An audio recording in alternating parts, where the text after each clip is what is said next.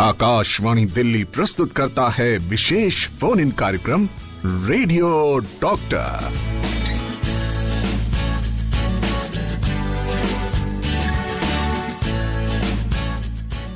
ये आकाशवाणी है और आप सुन रहे हैं एफएम रेनबो 102.6। आप हैं रेडियो डॉक्टर के साथ।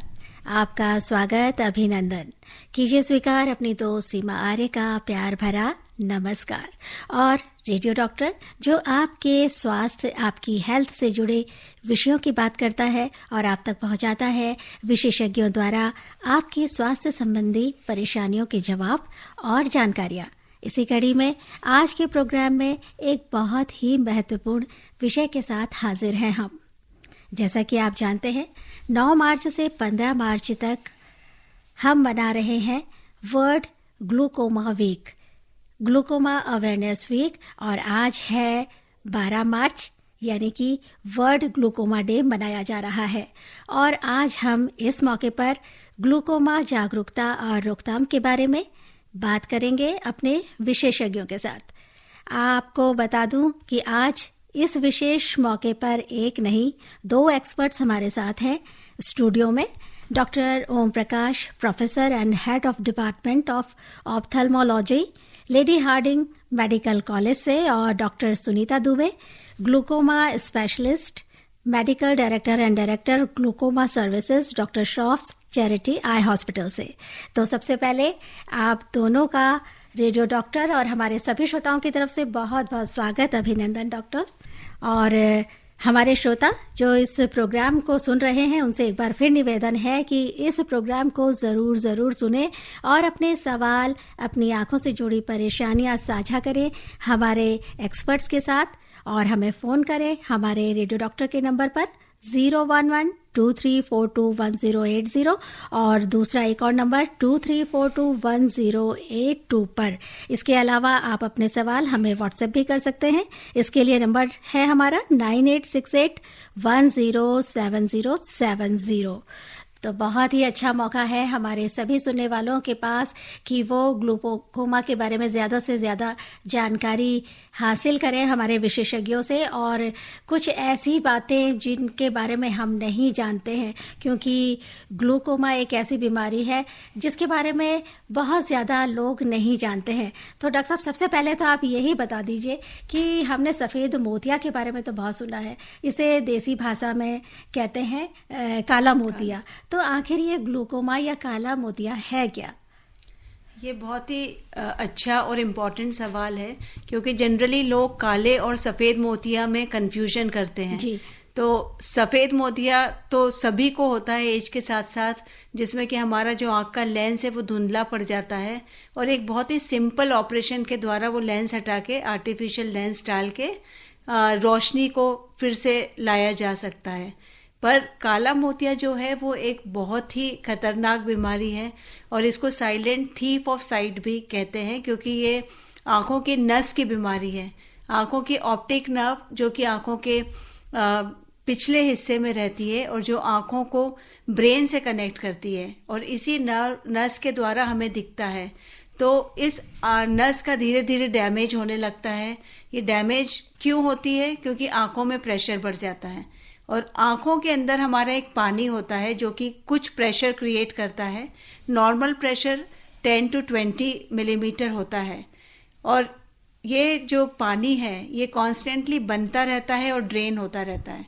तो अगर इसके ड्रेनेज में कुछ विविधता है, अगर ड्रेनेज का रास्ता सकरा है या रास्ता खराब है, तो प्रेशर आँख के अंदर बिल्डअप हो जाता है, और ये प्रेशर ऑप्टिक नर्व को धीरे धीरे डैमेज करने लगता है।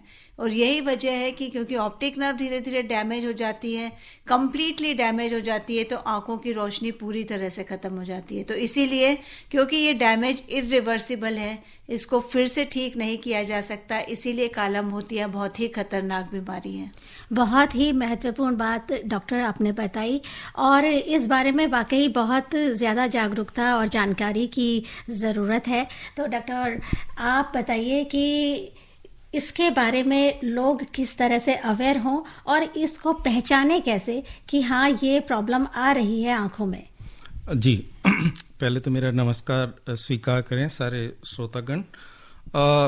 जैसे कि बताया अभी मैडम ने कि इसको काला मोतिया कहते हैं और and it is also a silent thief.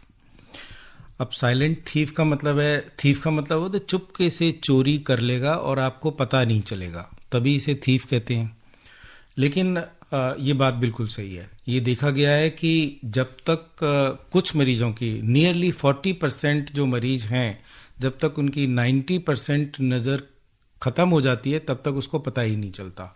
इसका मतलब ये हुआ कि ए मेजॉरिटी ऑफ ग्लोकोमा है काला मोतिया, वो एसिम्प्टोमेटिक होता है, उसके कोई लक्षण ही नहीं है। अच्छा। जब तक, क्योंकि वो उसको कोई लक्षण ही नहीं है, वो किसी दूसरे काम के लिए गया होता है, या तो चश्मा बनाने गया होता है या कुछ आंख में लाली हो गई है, और जब उसका नेत्र विशेषज्ञ जांच कर रहा होता है और तब वो उसको डिस्क्लोज करता है कि नहीं, इसके अलावा तुम्हें काला मोतिया भी है।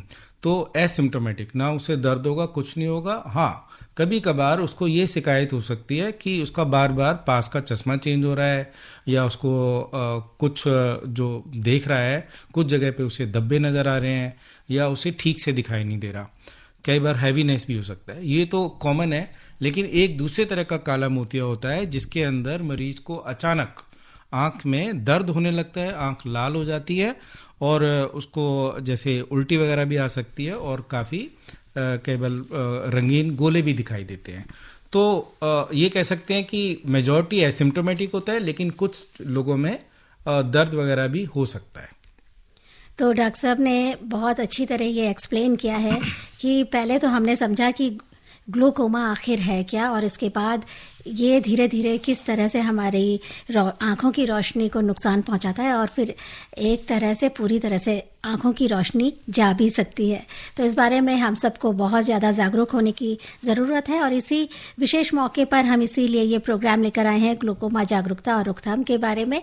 तो हम पहले साथियों से एक निवेदन ज़रूर कर लेती हूँ डॉक्टर, कि आज क्योंकि ये खास दिन है और ग्लूकोमा एक ऐसी बीमारी है जैसा कि हमारे साथी सुन चुके हैं, तो आप इससे जुड़ी ही जानकारियाँ अगर हमारे एक्सपर्ट्स के साथ साझा करें, इससे जुड़ी समस्याएं और जानकारी लेने के लिए, तो बहुत अच्छा होगा। क्योंकि बाकी और सामान्य प्रॉब्लम्स भी अगर आंखों से जुड़ी आप भेजेंगे तो फिर जो महत्वपूर्ण जानकारियां हैं वो रह जाएंगी।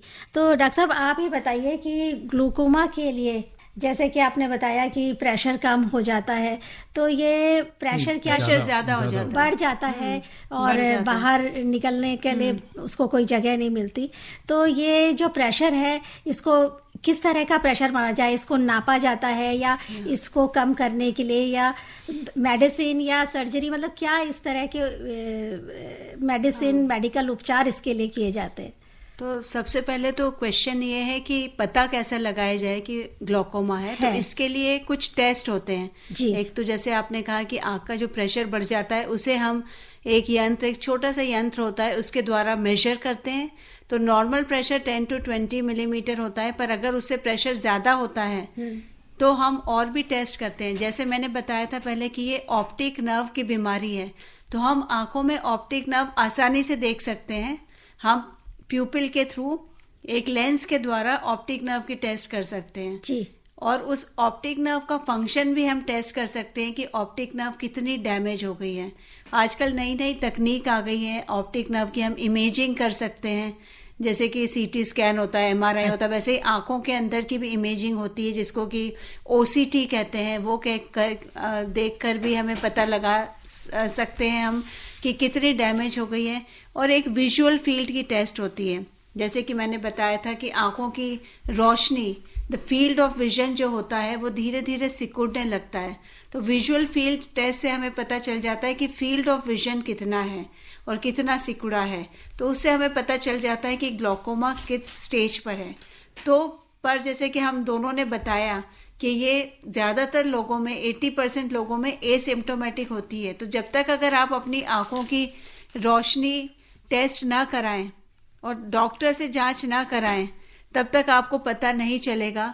और इसके लिए ज़रूरी है कि आप ऑफ्थेल्मोलॉजिस्ट के पास जाएं, और आजकल ग्लूकोमा स्पेशलिस्ट भी अवेलेबल होते हैं। तो अगर आप उनके पास जाएं तो आपको पता चलेगा कि आपकी आंखों में कुछ प्रॉब्लम है, और वो टेस्ट करके पता लगा सकते हैं और आपको बता सकते हैं कि आपको कितनी प्रॉब्लम है आंखों में। और हमारे एक श्रोता हमसे जुड़े हैं। हेलो, नमस्कार जी। नमस्कार जी, अपने सवाल पूछे, दोनों एक्सपर्ट आपको सुन रहे हैं जी। डॉक्टर साहब, मेरा सवाल ये है, मैं आरपी पेशेंट हूँ। बताइए। क्या है ना, आरपी पेशेंट हूँ मैं जी। ये कब पता चला था आपको आरपी के बारे में? अब तो मेरी एज है 56। ठीक है, आप क्या 12 साल की एज आप में, क्या जानना चाहते हैं? क्लास में था। आप क्या जानना चाहते हैं? अब मैं जानना चाह रहा हूँ कुछ इलाज है हमारे इसका भी, जो जैसे जितना दिखाई दे रहा है इतनी रुक जाए या थोड़ा बहुत क्लैरिटी आ जाए इनमें, ऐसा कुछ है? मेरे ख्याल से जैसा आपने बताया, वैसे तो आज हम ग्लोकोमा के बारे में कर रहे हैं, लेकिन जिस समस्या से आप पीड़ित हैं और आपने कॉल किया है, तो मैं आपको ये जानकारी देना चाहता हूँ कि आपको पता है ये 10 साल की उम्र से आपको प्रॉब्लम है और आपको धीरे धीरे नज़र कमज़ोर हो गई होगी और काफ़ी चली भी गई होगी, है ना, और अब भी परेशान है। आपका प्रश्न था क्या इसका कोई इलाज है? तो मैं ये कहना चाहूँ कि आरपी एक ऐसी बीमारी है जिसके अंदर जो आँख का पर्दा होता है उसमें क्षति हो जाती है, और एक बार पर्दे की क्षति हो जाती है तो उसको ठीक करना ठीक नहीं। सिर्फ ये कि यदि जो नज़र बची हुई है और आपको रूटीन काम करने में दिक्कत आ रही है तो कुछ रिहैबिलिटेशन किया जा सकता है, जिससे आप अपना पढ़ने लिखने का काम, थोड़ा बहुत देखने का काम वो कर पाएँ। लेकिन इसका पर्टिकुलर कोई ऐसा इलाज नहीं है आज की डेट में जिससे आपकी नज़र को वापस लाया जा सके। और जैसा कि हम अपने श्रोताओं से निवेदन कर रहे हैं कि ग्लोकोमा से जुड़ी आप अपनी समस्याओं का समाधान पूछे, उसके बारे में जानकारी ले, तो एक और श्रोता जो हमसे जुड़े हैं। हेलो। हाँ जी, नमस्कार जी। जी डॉक्टर साहब, मेरी उम्र 55 साल है सर। मेरी एक आंखों की रोशनी चली गई जी। हेलो। तो जी, फिर जी। हमने गंगाराम में दिखाया, वो कहता है अटैक की वजह से रोशनी गई है। ये क्या सच है ये? नहीं, अटैक मतलब किस तरह का अटैक? मतलब वो कहते ही, हमने कहा हमें दिखना एक आंख से बंद हो गया। हमने फिर घर में बात करी, वो हमें गंगाराम ले गए। गंगाराम में डॉक्टर ने चेक करा, वो कहता है ये आंखों की रोशनी अटैक की वजह से गई है। अटैक पड़ा था, आपको आंखों में असर हो गया। ऐसा होता है सर? जितना मैं समझ पा रहा हूँ, जब आप कह रहे हैं कि अटैक हुआ, तो अटैक हम जनरल भाषा में यदि बात करें तो कई तरह का हो सकता है। जैसे हार्ट अटैक होता है, अब ऑप्टिक नर्व का अटैक था, है ना, तो उसमें भी नज़र अचानक जा सकती है। मान लो पर्दे की कोई नस है और वो रुक गई है, तो आम भाषा में कुछ लोग उसको भी अटैक कह देते हैं। तो मैं ये जानना चाहता हूँ कि अटैक हुआ था कुछ टाइम पहले, उसका इलाज आपने कराया होगा, और तो क्या उससे आपको इलाज से फ़ायदा हुआ था या नहीं हुआ था? नहीं, अचानक आंखों की एक आंख की रोशनी चली गई जी। थोड़े दिन में घर में बात करी, 10-15 दिन बाद उन्होंने कहा चलो आंख वाले को दिखाते। हाँ, गंगाराम चले गए जी। तो आपको, मुझे ऐसा लगता है आपको कोई ना कोई शुगर की या ब्लड प्रेशर की तकलीफ भी रही होगी। फिट है हम लोग। हैं जी, सिंह फैमिली से हैं, बिल्कुल ठीक ठाक है। एक आंखों की रोशनी ये तसल्ली दी थी उन्होंने, दोबारा आ सकती है। हाँ, नहीं तो मैं वही कह रहा हूँ, जब हम आंख के अटैक की बात करते हैं तो ये हम समझते हैं यदि किसी मरीज को अनडायग्नोज, मतलब उसको पता नहीं है कि उसको शुगर या ब्लड प्रेशर की तकलीफ है या किसी और भी कारण, वो जैसे मल्टीपल स्क्लेरोसिस होता है, हिंदी में तो मुझे नहीं पता, उसकी वजह से कई बार नस के ऊपर अटैक पड़ जाता है या आंख की नस ही बंद हो जाए, तो ये कुछ एक कारण होते हैं। लेकिन जैसा कि हमने पहले एक श्रोतागण को बताया था, यदि हम ग्लोकोमा की बात करें तो उसके अंदर भी कई बार मरीज को अचानक नज़र कमज़ोर हो जाती है, लेकिन उसमें उस आंख में बहुत दर्द होता है। तो जितना मैं का प्रेशर आंख का, आपको पता है आपकी आंख का प्रेशर बढ़ गया था क्या उस समय? वो दुकानदार है, हमारे कपड़े की दुकान है, तो वहाँ बैठे बैठे मैंने अपने घर में बात करी हुए, घर की हालत भी ऐसी ही है। फिर वो एक दिन कहने लगा चलो दिखाते हैं। नहीं, आपको आंखों में क्या मतलब एकदम से रोशनी खत्म हो गई या दर्द हुआ? एक आंख से दिखना बंद हो गया, बस इतना। और दूसरी आंख एकदम ठीक है आपकी? ठीक है, वो ठीक है। नहीं तो उसको दिक्कत ना हो जाए दोबारा, ये सोचना नहीं तो जैसा कि डॉक्टर साहब ने बताया, तरह तरह के अटैक से मतलब क्या है वो तभी पता चलेगा जब आंख की ढंग से पूरी तरह से टेस्ट हो। तो उसके लिए आप जरूरी, आप कहाँ रहते हैं? दिल्ली कैंट में रहते हैं, दिल्ली कैंट। अच्छा, दिल्ली कैंट में। तो हम जैसे दोनों डॉक्टर साहब लेडी हार्डिंग से, मैं doctor Shroff charity eye hospital से हैं। तो आप वहाँ जाके एक बार अपनी पूरी कंप्लीट जांच कराएं, तभी हमें पता चलेगा कि आपको एक्चुअल प्रॉब्लम क्या है। कहाँ है बेटा? ये एक तो दरियागंज में है श्रॉफ चैरिटी आई हॉस्पिटल। अच्छा जी, ठीक है। और एक ये कनॉट प्लेस के पास है, लेडी हार्डिंग के नाम से मशहूर हॉस्पिटल है ना? Kapoor Lady Hardinge. यहाँ फ्री इलाज होगा जी, फ्री इलाज होता है। और उसमें ये होगा कि कम से कम जो आपका मेन जो शंका है, क्या मेरी दूसरी आंख बची रहेगी या नहीं, तो उसका जवाब हम जांच के बाद ये थोड़ा बता पाएंगे कि पहली आंख क्यों गई और दूसरी में क्या चांस है। ठीक है, तो आपको सलाह है कि एक बार आप जरूर दिखाएं। और डॉक्टर साहब, हम आगे बात करेंगे कि इसके ग्लूकोमा के रिस्क फैक्टर्स क्या हैं, इस बारे में बात करेंगे। इससे पहले एक थोड़ा सा ब्रेक लेंगे। और हमारे साथियों से निवेदन है कि आप अपने फ़ोन कॉल्स हमें जो कर रहे हैं उसमें ग्लूकोमा से जुड़ी जानकारी के बारे में ही ज़्यादा से ज़्यादा आप सवाल पूछेंगे तो बहुत फ़ायदा आपको मिलेगा। और प्रोग्राम सुन रहे उन लोगों को भी जो किसी कारणवश प्रोग्राम से जुड़ नहीं पाते लेकिन वो सुन रहे होते हैं, तो हम अपने एक्सपर्ट से भी यही कोशिश करेंगे कि वो आपको इन बारे में ज़्यादा से ज़्यादा जानकारियाँ दें और आप तक आपकी समस्याओं का समाधान पहुंचाएं। आप सुन रहे हैं विशेष फोन इन कार्यक्रम रेडियो डॉक्टर। और आज रेडियो डॉक्टर में हम बात कर रहे हैं ग्लूकोमा जागरूकता और रोकथाम के बारे में। और दो एक्सपर्ट्स हमारे साथ हैं, डॉक्टर ओम प्रकाश और डॉक्टर सुनीता दुबे। और डॉक्टर साहब, एक ये मैसेज व्हाट्सएप के जरिए आया है सौरभ का दिल्ली से। आप लिख रहे हैं कि if one is misdiagnosed as having glaucoma and starts using timolol eye drops twice daily, would that cause harm? मतलब ग्लूकोमा का रॉन्ग डायग्नोसिस हो गया हो जाए और वो टिमिलॉल आई ड्रॉप डाल रहे हैं। हाँ, ठीक है। तो ग्लूकोमा का ओवर डायग्नोसिस काफ़ी कॉमन है, क्योंकि अगर पूरी तरह से टेस्ट ना करी जाए और सिर्फ प्रेशर पे डिपेंडेंट होके अगर ट्रीटमेंट कई डॉक्टर स्टार्ट कर देते हैं तो दवाई स्टार्ट कर देते हैं। टिमोलॉल आंखों का प्रेशर 20 से 30% तक रिड्यूस करता है, बट अगर आपने कुछ दिन टिमोलॉल डाली है तो उसके बहुत ज़्यादा कोई ऐसे साइड इफ़ेक्ट्स नहीं होंगे, पर दवाइयों के साइड इफ़ेक्ट्स हो सकते हैं और सिस्टमिक साइड इफ़ेक्ट भी हो सकता है। मतलब बॉडी में अगर आपको सांस की प्रॉब्लम है या अगर आपकी नर्व्स कम है, पल्स कम है, तो उससे और आपकी हार्ट रेट कम हो सकती है। तो और सांस की प्रॉब्लम जो अस्थमा जिसको कहते हैं वो भी आपका बढ़ सकता है। तो जब भी आप कोई ग्लूकोमा के ड्रॉप यूज़ करते हैं, अगर आपको कोई सिस्टमिक प्रॉब्लम है तो आप अपने डॉक्टर को ज़रूर बताएं। पर ये जैसे कि आपने कहा है कुछ दिन आपने टिमोलॉल यूज़ करी है तो उससे इतना कुछ खास प्रॉब्लम नहीं होना चाहिए। आप हमें ये भी बता सकते हैं कि आपको कुछ प्रॉब्लम हुआ था क्या वो डालने के बाद? जी। और हमारे एक श्रोता जो फोन कॉल पर हैं। हेलो जी। हाँ, नमस्कार सर। नमस्कार, बताइए। मैं राजेंद्र बोल, मेरी एज 75 है सर। 75 जी। हाँ, मेरा EF जो है हार्ट रेट वो स्टार्ट हुआ 30 पे। अच्छा।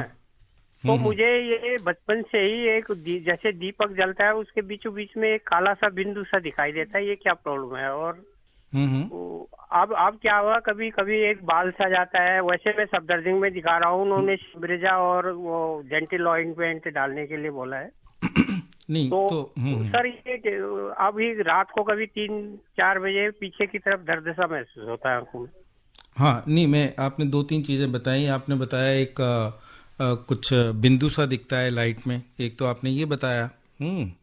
और आपने बताया कि कुछ उड़ता हुआ धब्बा सा दिखता है, बिंदु दिखता है सामने, और कभी दिखता है कभी नहीं दिखता, है ना? क्या आप चश्मा भी लगाते हैं? हाँ, चश्मा तो यूज कर रहे हैं सर, कर रहे हैं, है ना? और ज्यादा बदलता नहीं है चश्मा नहीं बदलता। और इसके अलावा कोई ब्लड प्रेशर या शुगर की तकलीफ भी है? ब्लड प्रेशर थोड़ा है सर, शुगर बॉर्डर लाइन पे है, पर जो एक बार हार्ट का वो हुआ था तो उससे EF जो आया वो 30 पे आ गया, वही है 10-11 साल। कार्डियक प्रॉब्लम है तो नहीं। तो मैं वही कह रहा हूँ कि, और आपने बताया आपकी उम्र है 83 साल, 75 है।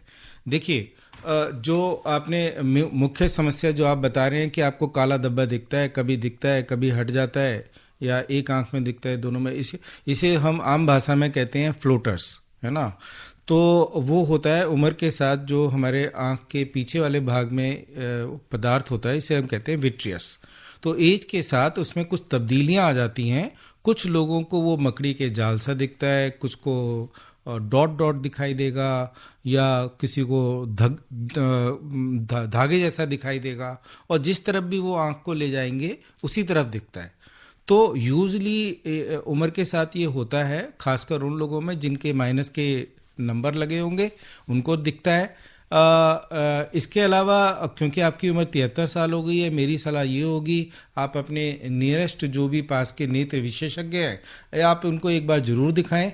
हो सकता है इस उम्र में ये जो फ्लोटर्स के अलावा आपको छोटा मोटा काला मोतिया हो, उसके वजह से ही आपको बीच में एक काला धब्बा जो कांस्टेंट है वो दिख रहा है। तो मेरी सलाह होगी, आप इतनी उम्र हो गई है, आप ज़रूर जाएं और उनकी सलाह जांच के बाद वो बताएंगे, वैसा करिएगा।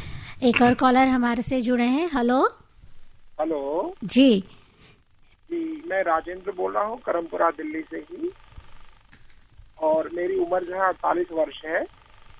पहले तो आप तीनों साहिबान को तहे दिल से नमस्कार और आभार। हाँ जी, अपना सवाल पूछिए प्लीज। हाँ जी, मेरे 3 सवाल है और एक मिथ है, जरा उसे दूर करें, बड़ी मेहरबानी होगी। पहला सवाल मेरा ये है कि किसी शख्स ने बचपन से ही जो है रोते रोते जिंदगी गुजारी हो, मतलब कदर भर भर के आंसू बहाए हो, और बाद में उसको स्लीप एपनिया या फिर स्लीप डिसऑर्डर की प्रॉब्लम हो गई हो, तो क्या इससे भी ग्लूकोमा से मुतालिक डिजीज हो सकती है? पहला सवाल मेरा ये है। और दूसरा सवाल है, ग्लूकोमा हो ही ना, इससे बचने के लिए हमें क्या प्रिकॉशंस लेने चाहिए, और अगर कोई एक्सरसाइज, कोई डाइट, कोई मेडिटेशन, ये बताएं। और तीसरा मेरा मिथ ये है प्लीज कि मैं भी आरपी प्रॉब्लम मुझे है, तो अगर आरपी प्रॉब्लम का कोई पेशेंट है या ह्यूमन बीइंग है, अगर वो किसी तो आरपी प्रॉब्लम नहीं है, किसी ऐसी फीमेल से शादी करता है या कोई फीमेल ऐसे मेल से शादी करती है, तो क्या उसके बच्चों को भी ये प्रॉब्लम हो सकती है? जरा इस बारे में मेरा भ्रम दूर करें, बड़ी मेहरबानी होगी। हाँ, आपने काफ़ी अच्छे सवाल, रेलेवेंट सवाल पूछे हैं चारों। ठीक है, तो आपने बेसिकली हमें पूछा है कि उसके रिस्क फैक्टर्स, कौन रिस्क पे होता है ग्लूकोमा के। आपने सबसे पहले बोला था कि ज़िंदगी भर रोने में ज़िंदगी गुजारी है, उससे तो कुछ ग्लूकोमा पे इतना फ़र्क नहीं पड़ता। ठीक है, आपने दूसरा जो सवाल पूछा था कि स्लीप एपनिया, जो आप बोल रहे हैं स्लीप एपनिया से ग्लूकोमा हो सकता है, ये एक बहुत बड़ा रिस्क फैक्टर है, क्योंकि जैसे मैंने पहले बताया था अपने पहले आंसर में कि ये एक ऑप्टिक नर्व की डिजीज़ है, और ऑप्टिक नर्व तभी हेल्दी रहती है जब इसको प्रॉपर खून का सप्लाई मिलता है। जब हमारे सांस प्रॉपर नहीं आती है या हमें नींद में सांस लेने में प्रॉब्लम हो जाती है, जिसको कि स्लीप एपनिया कहते हैं, उससे आंखों में ब्लड सप्लाई कम हो जाता है और ऑप्टिक नर्व में ब्लड सप्लाई कम हो जाता है, और उससे ऑप्टिक नर्व डैमेज होने के चांस हो जाते हैं। तो स्लीप एपनिया एक बहुत बड़ा रिस्क फैक्टर है, और उससे आंख की प्रेशर, नॉर्मल टेंशन ग्लूकोमा उसको कहते हैं, उसके आंख का प्रेशर आपका इतना नहीं बढ़ता, पर फिर भी ऑप्टिक नर्व डैमेज हो सकती है। दूसरा आपने जो सवाल पूछा था कि अगर किसी को हार्ट प्रॉब्लम है या फैमिली में ग्लूकोमा है, ये बहुत ही इम्पॉर्टेंट है। हम अभी रिस्क फैक्टर के बारे में बात करेंगे कि ग्लूकोमा एक्चुअली होता है जब आपकी एज बढ़ती है। 60 या 70 ईयर्स से ज़्यादा के लोगों को ग्लूकोमा होने के चांसेस बहुत ज़्यादा होते हैं। पर अगर आपकी फैमिली में किसी को भी काला मोतिया है, जैसे आपके माता पिता को या ग्रैंड पेरेंट्स को या भाई बहनों को, तो आपके 8 से 10% चांसेस काला मोतिया होने के बढ़ जाते हैं, और आपको अपनी जांच तुरंत करा लेनी चाहिए। उसके अलावा अगर आपको कोई भी हार्ट रिलेटेड भी प्रॉब्लम है, उसके लिए अगर आप कोई मेडिसिन ले रहे हैं, क्योंकि हार्ट रिलेटेड प्रॉब्लम में भी ब्लड सप्लाई पूरी बॉडी में कम होने के चांस होते हैं, और आंखों की जो नस है उसमें भी ब्लड सप्लाई कम हो सकता है, तो उससे भी काला मोतिया हो सकता है। और दूसरे जो रिस्क फैक्टर्स हैं, वो अगर आपकी आंखों में कोई ऑपरेशन हुआ है, आंख में कोई सूजन आई है, तो उससे भी आपको काला मोतिया हो सकता है, क्योंकि इन सब चीज़ों से आपकी आंखों का जो ड्रेनेज का पानी का रास्ता है वो कॉम्प्रोमाइज हो जाता है या अफेक्ट हो जाता है और आंखों का प्रेशर बढ़ सकता है। तो ये सारे जो इम्पॉर्टेंट फैक्टर्स हैं, अगर आप किसी बीमारी के लिए स्टेरॉइड्स ले रहे हैं, स्टेरॉइड्स जनरली सबको पता रहता है, स्टेरॉइड्स आप किसी एलर्जी के लिए ले सकते हैं कई बार, या आपके अस्थमा के लिए ले सकते हैं, या आंखों में कोई एलर्जी होती है, आंखों में रेडनेस होती है, या एलर्जी कंडीशंस में केमिस्ट भी ये आई ड्रॉप्स एडवाइस कर देते हैं। तो स्टेरॉइड्स आई ड्रॉप के फॉर्म में या गोलियों के फॉर्म में, या फिर आप अगर कोई इनहेलेशनल फॉर्म में लेते हैं, अस्थमा के लिए आप वो जो पंप लेते हैं उसमें भी स्टेरॉइड्स होते हैं, उससे भी प्रेशर बढ़ सकता है। तो ये सारे आपके रिस्क फैक्टर्स हैं जो बहुत इंपॉर्टेंट हैं। ग्लोकोमा बिल्कुल प्रिवेंट किया जा सकता है, जो आपका अगला प्रश्न था। प्रिवेंशन तब किया जा सकता है जब आप रेगुलर आंखों की चेकअप कराएं, क्योंकि अगर आपकी कोई भी रिस्क फैक्टर है तो आपको तुरंत आंखों का चेकअप कराना चाहिए ऑफ्थल्मोलॉजिस्ट के पास जाके या ग्लोकोमा स्पेशलिस्ट के पास जाके। अगर आपको फैमिली हिस्ट्री नहीं भी है तो भी आप अगर अपने चश्मे के लिए जांच कराने गए हैं तो आप ऑप्टिशियन के पास ना जाएं, ऑफ्थल्मोलॉजिस्ट के पास जाएं, ताकि आपकी कंप्लीट एग्जामिनेशन हो सके, उसमें जो भी हमने जो पहले टेस्ट डिस्कस की थी वो हो सके। तो आप इसी तरह से अपना ग्लोकोमा प्रिवेंट कर सकते हैं, टेस्ट करा के, रेगुलर चेकअप करा के। अभी हम ट्रीटमेंट के बारे में बाद में बात करेंगे। और एक्सरसाइज और डाइट का भी बहुत बड़ा रोल होता है। एक्सरसाइज इज़ वेरी गुड, वैसे बॉडी के लिए भी बहुत अच्छी होती है, काले मोतिया के लिए भी बहुत अच्छी होती है। आप वॉक करें, आप रन करें तो आपकी खून का सर्कुलेशन बढ़ेगा और आँखों के लिए भी अच्छा रहेगा। पर आप एक्सरसाइज के नाम पे अगर आप योगा करते हैं, योगा आपको थोड़ा सा जिसमें आप सांस रोकने की एक्सरसाइज करते हैं वो एक्सरसाइज नहीं करना चाहिए। अगर आपका हेड डाउन पोजीशन वाला कोई योगा है तो वो नहीं करना चाहिए। तो ये कुछ रेस्ट्रिक्शंस हैं। डाइट में आप एक साथ बहुत सारा पानी नहीं पी सकते, क्योंकि पानी आंखों में जाने के चांस होते हैं और उससे भी प्रेशर बढ़ता है। और बाकी आप हेल्दी डाइट, जैसे बॉडी के लिए अच्छी है वैसे ही आपकी आंखों के लिए भी हेल्दी डाइट जिसमें विटामिन्स होते हैं, vitamin A, E, vitamin D, ये सब आंखों के लिए भी बहुत अच्छे हैं। तो आप अपना पूरी तरह से डाइट का ख्याल रखें, एक्सरसाइज करें और रेगुलर आई चेकअप कराएं, तो उससे आपके ग्लोकोमा की काफ़ी हद तक प्रिवेंशन हो सकता है। तो डॉक्टर साहब आपने बहुत ही डिटेल में बहुत ही महत्वपूर्ण जानकारियाँ दी, और रेडियो डॉक्टर हर रोज़ ये काम करता है अपने श्रोताओं के लिए।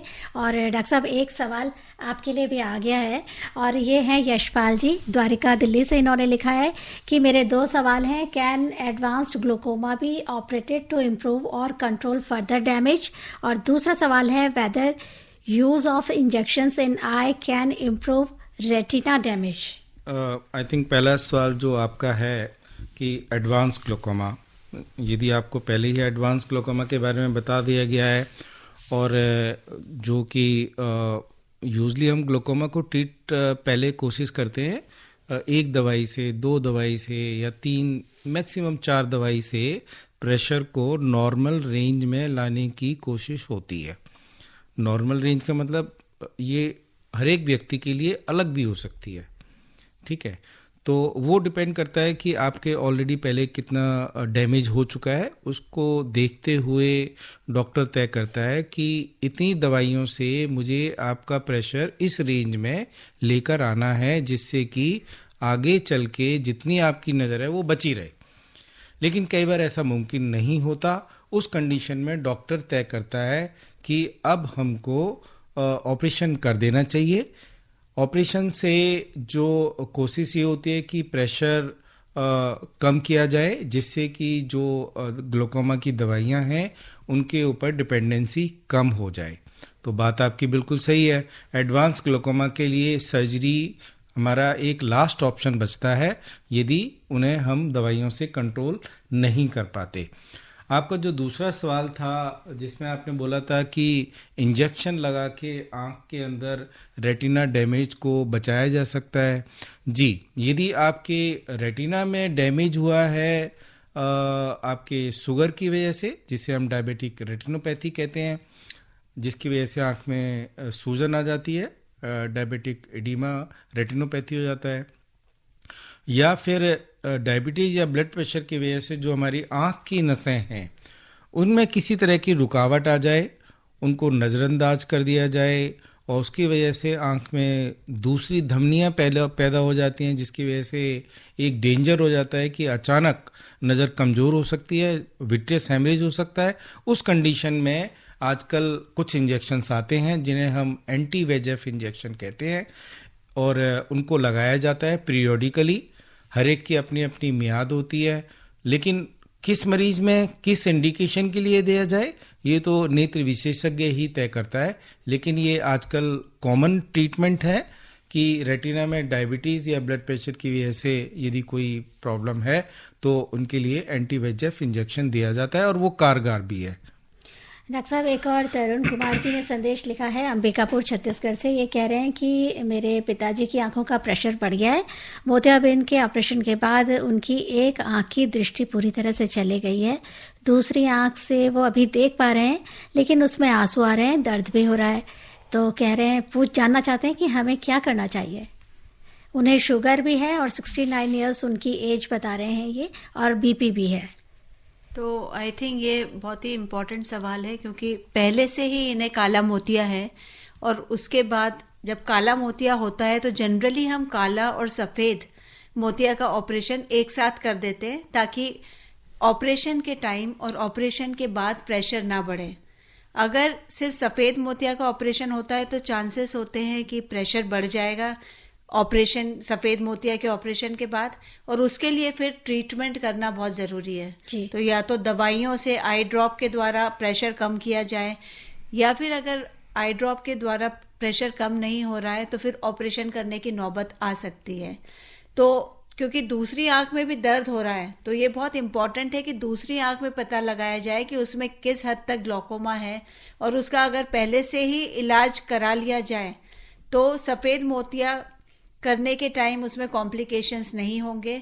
या मैं तो यही सलाह दूंगी एज ए ग्लौकोमा स्पेशलिस्ट कि अगर आपको काला और सफ़ेद दोनों मोतिया है तो काले और सफ़ेद दोनों मोतिया का आजकल बहुत अच्छा ऑपरेशन होता है, एक साथ ऑपरेशन होता है, एक ही बार में दोनों मोतिया आपके ठीक होने के चांसेस होते हैं। पर काले मोतिया के साथ एक बात आपको याद रखनी चाहिए कि काले मोतिया का इलाज ज़िंदगी भर चलता है। ऐसा नहीं है कि एक बार आपने ऑपरेशन करा लिया तो ये ज़िंदगी भर के लिए ठीक हो गया, क्योंकि प्रेशर कभी बढ़ भी सकता है ऑपरेशन के बाद भी। इसीलिए हम इस बात को बहुत इम्पोर्टेंस देते हैं और पेशेंट को भी बताते हैं जो हमारे पास आते हैं कि आपको रेगुलरली 4 to 5 मंथ्स या 6 मंथ्स में अपने आँखों की जांच करानी चाहिए ताकि हमें पता चल जाए कि प्रेशर कितना है और ऑप्टिक नर्व का डैमेज स्टेबल है या नहीं है। तो अब आपके लिए यही सलाह है कि आप किसी भी ऑफ्थेल्मोलॉजिस्ट, नेत्र विशेषज्ञ के पास जाके ये पूछें उनसे कि काले मोतिया की क्या स्थिति है और क्या दोनों आँख दूसरी आँख का दोनों ऑपरेशन एक साथ हो सकते हैं या नहीं। और एक ऐसा ही सवाल अमित जी ने पूछा है सोनीपत से। ये कह रहे हैं कि क्या आंखों का प्रेशर कम करने के लिए खाने की कोई टैबलेट आती है? पेशेंट की उम्र 73 ईयर्स है, दवा वो नहीं डलवा पा रहे हैं और कोई आराम भी नहीं है। एक आंख 100% जा चुकी है, दूसरी आंख 80-85% जा चुकी है, केवल सामने दिखाई देता है। तो डॉक्टर साहब आप बताइए, इसके अलावा इसके साथ साथ ये भी बताइए कि क्योंकि इतनी महत्वपूर्ण जानकारी मिल रही है और एक कहना चाहिए अवेयरनेस जरूर आनी चाहिए कि आखिर हम किस तरह से जागरूक हों कि इस स्थिति में पहुंचने से पहले हम किस तरह रेगुलर चेकअप कराएं या सिम्टम्स करके डॉक्टर के पास जाएं, उनको रिकॉग्नाइज करके कि भाई ये प्रॉब्लम हमें है। तो ये भी ज़रूर बताइए आप। देखिए, अब मैं तो ये कहूँगा कि जैसे मेरे जो साथ बैठे नेत्र विशेषज्ञ उन्होंने बताया और कई सारे रिस्क फैक्टर दिखाए जी। मेरा सिंपल सा मानना ये है कि यदि आपकी उम्र 40 साल हो गई है और 40 साल की उम्र में हमें अमूमन पास का कम दिखने लगता है, जिसके लिए पास का चश्मा लगता है, मेरी पहली सलाह ये होगी कि बजाय आप किसी ऑप्टिशियन के पास जाने के या चश्मे वाले के पास जाने के लिए आप पहला चश्मा आप अपने नेत्र विशेषज्ञ से करें। वो आपका अच्छी तरह से जांच करेगा और आपका हक है, वैसे तो वो बता ही देते हैं सारी जांच करके कि सिर्फ चश्मे की ज़रूरत है या आपको आँख की और कोई बीमारी है या नहीं, स्पेशली ग्लूकोमा। इसका मतलब ये हुआ कि 40 साल के बाद हर एक व्यक्ति को पीरियोडिकली आंख की जांच करानी चाहिए, आंख का प्रेशर भी कराना चाहिए। और यही एक प्रिवेंशन का मूल मंत्र है कि 40 के बाद आप रेगुलर चेकअप कराएं, प्रेशर जांच कराएं, और काला मोतिया नहीं है इसकी एश्योरेंस लें डॉक्टर से। दूसरी इंडिकेशन ये है कि यदि आपको शुगर या डायबिटीज़ है तो वो तो एक रिस्क फैक्टर हो गया ग्लूकोमा का। डॉक्टर इस बात का ध्यान भी रखता है और आपको भी रखना चाहिए।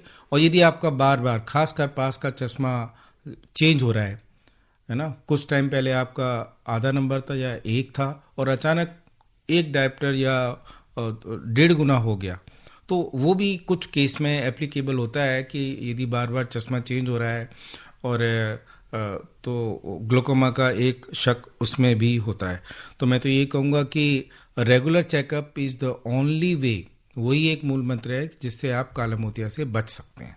और डॉक्टर साहब इसमें मतलब एज फैक्टर है कि जब एज बड़ी एज के लोगों को ही होगा, लेकिन अब जैसे आजकल बच्चे हैं वो इतना ज़्यादा खेलते कूदते बाहर कम है, और मोबाइल खास तौर पे ऐसा फैक्टर हो गया है कि वो हमेशा मोबाइल में लगे रहते हैं, तो वहाँ भी कुछ मोबाइल से काला मोतिया नहीं होता है, पर मोबाइल से दूसरी प्रॉब्लम्स हो सकती हैं आंखों पे। हाँ, आंखों का चश्मे का नंबर आ सकता है जिसको कि मायोपिया कहते हैं, क्योंकि कॉन्स्टेंटली वो पास की नज़र अपनी यूज़ कर रहे हैं, दूर कम देख रहे हैं, ठीक है। और मोबाइल से आंखों में, क्योंकि पलक कम झपकते हैं बच्चे, जनरली जब बच्चे मोबाइल का यूज़ करते हैं या लैपटॉप का यूज़ करते हैं तो कॉन्स्टेंटली वो अपने डिवाइस को घूरते रहते हैं, स्टेयर करते रहते हैं, पलक कम झपकते, तो ड्राइनेस बहुत हो जाती है आंखों में। तो मोबाइल के ये डिसएडवांटेज है, और उसकी वजह से जो ड्राइनेस हो सकती है उसकी वजह से हेडेक होना, आंखों से पानी आना, ये सारे सिम्टम्स हो सकते हैं। तो मोबाइल और उसका यूज़ कम करें हम अपने सारे। आगे चल के हो सकता है कि फिर चश्मा लग जाए। हाँ, चश्मा लग जाएगा क्योंकि पास की नज़र। हाँ, तो मतलब आगे चल के जब बड़ी उम्र हो जाए तो एक परेशानी का सबब तो बन ही सकता है, क्योंकि आपको कॉन्स्टेंटली कंफर्टेबल भी नहीं रहेंगे आप, क्योंकि बार बार आप मतलब कॉन्स्टेंटली आप इतने घंटे अगर अपनी डिवाइस पे बिताते हैं तो आपकी आंखों को रेस्ट कम मिलता है। तो यही सलाह होती है कि बार बार पलक झपके और हर घंटे के बाद हर 20 मिनट के बाद 20 सेकंड के लिए 20 फीट के डिस्टेंस पे देखें, ताकि आपकी नज़र अपने डिवाइस से हटे। जी, यही हम स्ट्रेस करते हैं। और एक और श्रोता जो फोन कॉल पर है। हेलो। हाँ, नमस्कार जी। नमस्कार, रेडियो डॉक्टर में है आपकी कॉल। हाँ जी। हाँ, डॉक्टर साहब को नमस्कार। जी नमस्कार, बताइए। मैं जितेंद्र दोसार से बोल रहा हूँ सर, ग्राम मऊ तहसील का जिला हरिगढ़ से। जी बताइए। पहले तो सर ये बताइए आप कौन सी संस्थान से हैं डॉक्टर साहब? जी, मैं लेडी हार्डिंग मेडिकल कॉलेज जो राजीव चौक या कनॉट प्लेस में है। हाँ, और जी मेरे साथ हैं ये विशेषज्ञ चैरिटी आई हॉस्पिटल से ग्लोकोमा स्पेशलिस्ट, ये दरियागंज में है, दिल्ली सेंटर से। जी बताइए। अब मैं सवालों पे रहता हूँ सर। जी, मेरे 11 सर्जरी हो चुकी है। 7 लेफ्ट राइट की सर्जरी ग्लूकोमा, हाँ, राइट साइड की सर्जरी। अब मुझे बताओ कि मेरा ट्रीटमेंट हो सकता है या नहीं हो सकता? और एम्स वालों ने बोला है कि डिवाइस लग जाएंगे, लेटेस्ट टेक्नोलॉजी, जिससे डोलने फिरने लायक हो सकते हैं। देखिए आप मुझे बताइए सर, मेरा क्या समाधान होगा? मैं ब्लाइंड पर्सन बन के बैठा हूँ 2012 से। तो आपके जो 11 सर्जरी हुई है, आपको काला मोतिया शुरू से ही था या किसी ऑपरेशन के बाद? से था। अच्छा, तो कितने सालों से आपको काला मोतिया है? मेरे शुरू से ही था। नहीं, कितने साल की उम्र से? अभी आपकी मेरी अब वर्तमान में अब मेरी 31 साल है उम्र। अच्छा, 31 साल है, तो आपको बचपन से ही था? हाँ जी, हाँ जी। अच्छा, तो क्योंकि अच्छा कितने साल की उम्र से था? आप कितने साल थे, आपको याद है कुछ? अब मेरा 17/2/93 का जन्म है। इसके बाद अगस्त में, जून जुलाई में नहीं, आपको 15 साल से 20 साल से कितने सालों से है ग्लोकोमा? अब मैं बोल रहा हूँ 17/2/93 का मेरा जन्म है और जून जुलाई से ट्रीटमेंट चालू हो गया था गुरु नानक आई सेंटर से। तो इसका मतलब आपको कंजेनाइटल, इस बीमारी को कहते हैं कंजेनाइटल ग्लोकोमा, जिसमें कि जन्म से ही आंखों का जो ड्रेनेज का रास्ता है वो बंद रहता है या खराब रहता है, तो आंखें थोड़ी बड़ी भी हो जाती हैं, आंख की जो पुतली है वो भी सफ़ेद होने लगती है और आंख का प्रेशर बहुत बढ़ जाता है। तो जन्म के पहले साल के अंदर ही इसका ऑपरेशन करना बहुत ज़रूरी होता है। अब मुझे ये नहीं पता कि आपका इमीडिएटली ऑपरेशन, तुरंत ऑपरेशन हो गया था या नहीं हुआ था। अगर आपका ऑपरेशन हो गया था तो 70-80% चांस होते हैं कि आपका काला मोतिया काफ़ी हद तक प्रेशर कम हो जाए और काला मोतिया आपका कंट्रोल में आ जाए। पर कई बार क्या होता है कि डायग्नोसिस भी आपका डिले हो जाता है। कई बार ये मिथ होती है कि अभी तो बच्चा पैदा ही हुआ है, अभी अपने आप धीरे धीरे आंखों की नज़र उसकी बैठेगी, तो वो लोग ना डॉक्टर को दिखाते नहीं हैं, और नहीं दिखाते हैं तो काफ़ी हद तक डैमेज पहले ही साल में हो जाता है। तो अब मुझे आपकी कंडीशन का नहीं पता है, पर हम श्रॉफ चैरिटी आई हॉस्पिटल में उसके लिए काफ़ी स्पेशलाइज करते हैं बच्चों के काले मोतिया के लिए, जो कि आगे जवानी तक उनकी रोशनी काफ़ी हद तक कम हो जाती है। तो आप जैसे सही कह रहे थे, एम्स में आपको बताया है ट्यूब इम्प्लांट उसको कहते हैं, ट्यूब डलती है आँख के अंदर, उसमें आँख के अंदर ट्यूब आँख के प्रेशर को ड्रेन करने में हेल्प करती है और उससे प्रेशर कम हो जाता है।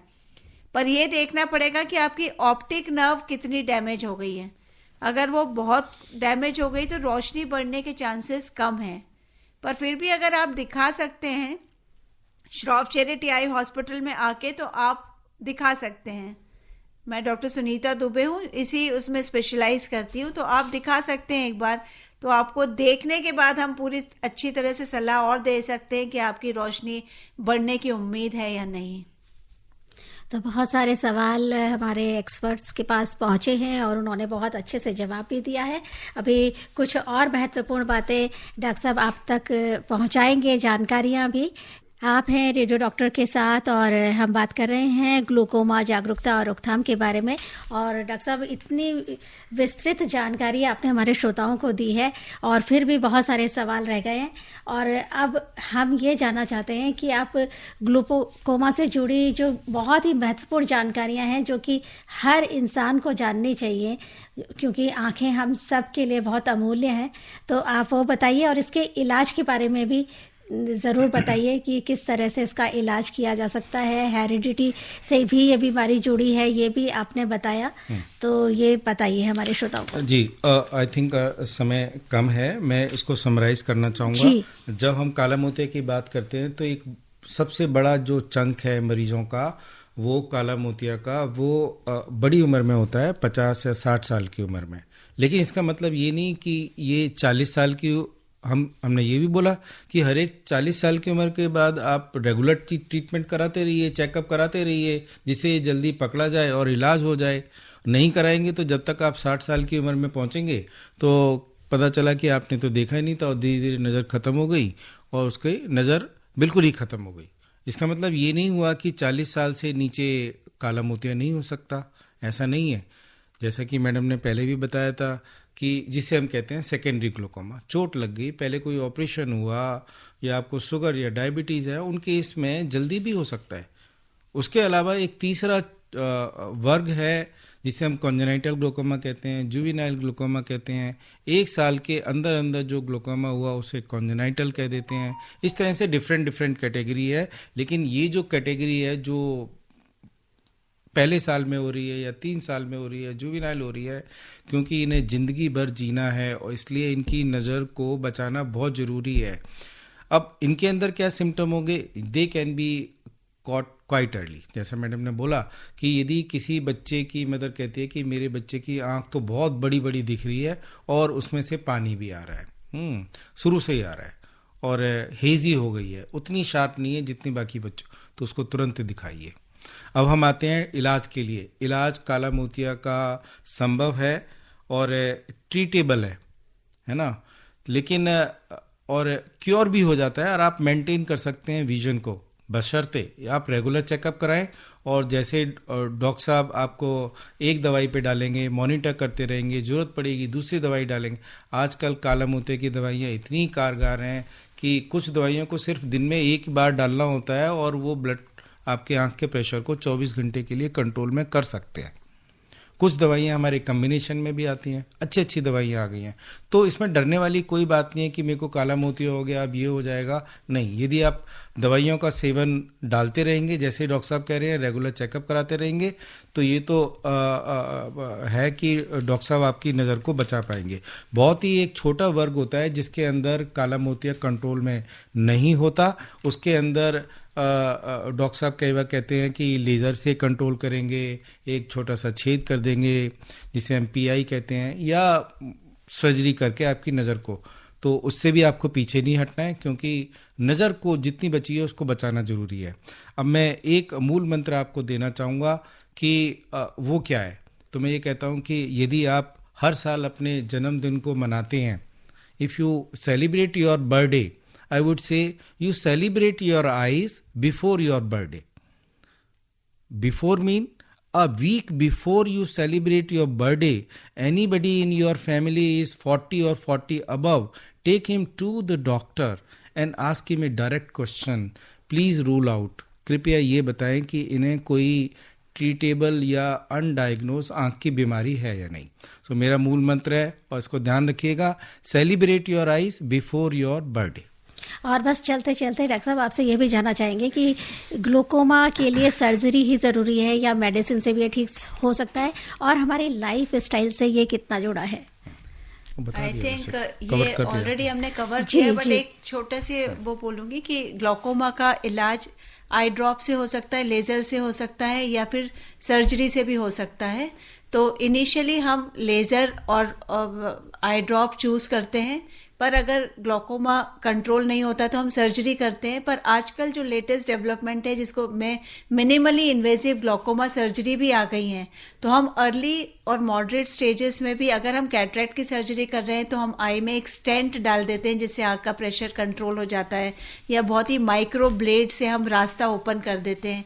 तो आजकल इलाज इसका संभव है, बस बशर्त है कि आप डॉक्टर के पास जाएं, नेत्र विशेषज्ञ के पास जाएं और अपनी आंखों की जांच कराएं। जैसा कि डॉक्टर साहब ने कहा है, साल में एक बार आपको अपनी आंखों की जांच ज़रूर कराना है।